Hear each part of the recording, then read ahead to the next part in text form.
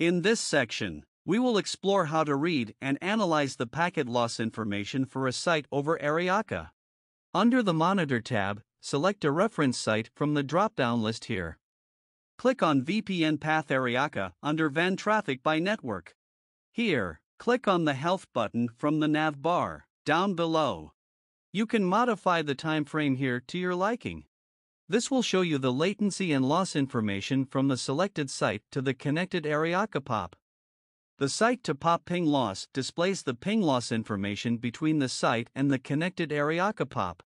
Typically, the Tunnel 1 and Tunnel 2 here represents the two ISP paths configured between the site and POP.